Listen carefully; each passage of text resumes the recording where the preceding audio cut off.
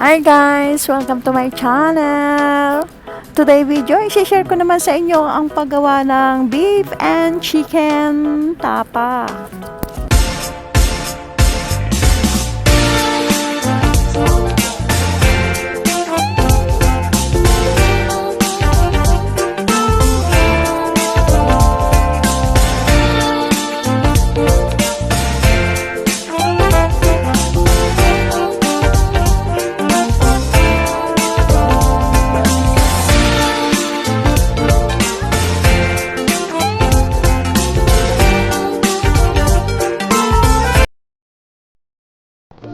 So, ayan guys, gagawa tayo ng chicken and beef tapa. So, yung beef, pinili natin yung medyo may taba-taba ng konti. At yung chicken breast na boneless. Ayan, tatanggalin natin ang balat. Tapos yung beef, babawasan lang natin ng konting taba. At ganoon din sa manok. Bago natin hiwain ang karning manok at karning baka, ay hugasang mabuti at piga-pigain. Ayan, hiwain natin ng manipis. Depende kung gaano kalalaki ang gusto ninyong hiwa. Ako kasi ay sakto lang na bite size. So, pwede nyong hiwain ng malapad at tanggalan din ng taba-taba.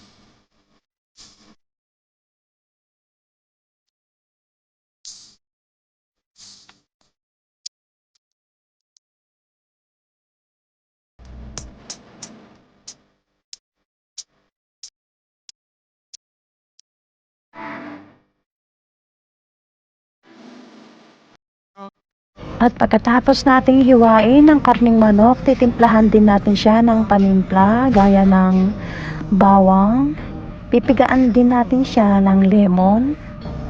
At lalagyan din natin siya ng paminta, asin, asukal at konting chicken powder. At syempre yung ating toyo. At pagkatapos matimplahan, lamas-lamasin natin at itabi muna natin ng 2 hanggang 3 oras bago iluto.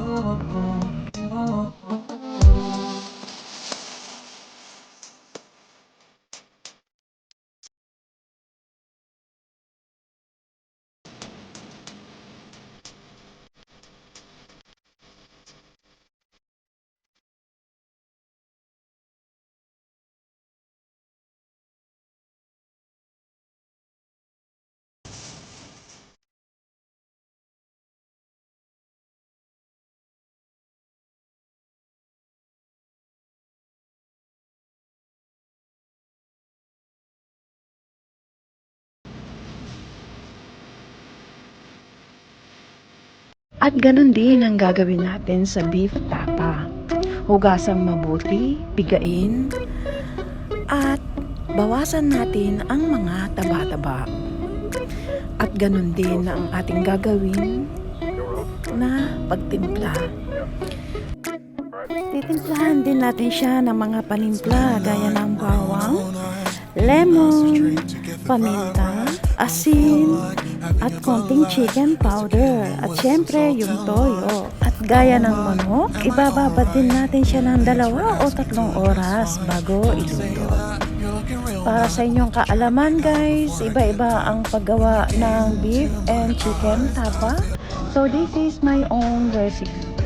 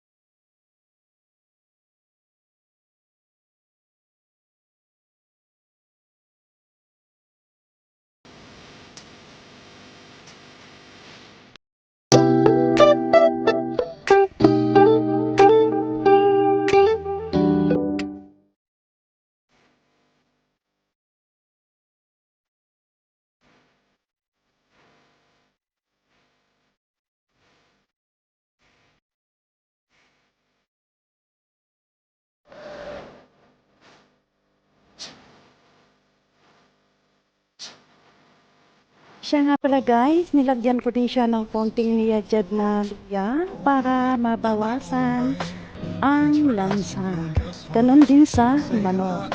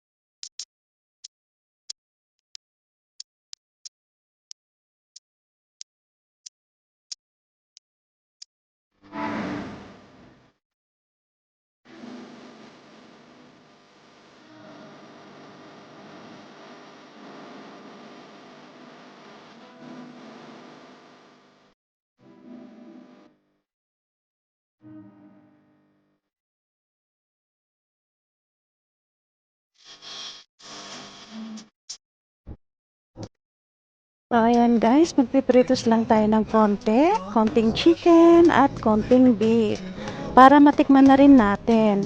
At pagkatapos nyan, huhulugan ko lang siya ng konting sibuyas.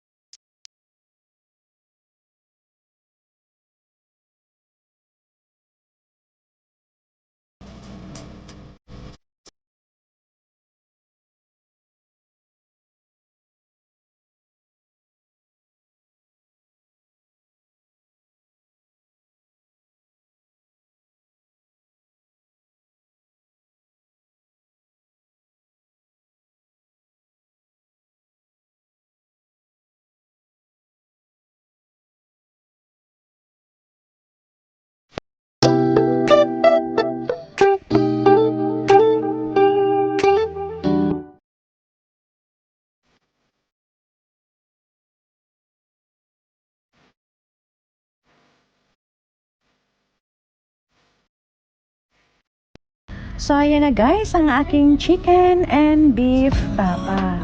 So, halina kayo at ako'y inyong saluhan sa aking tanghalian.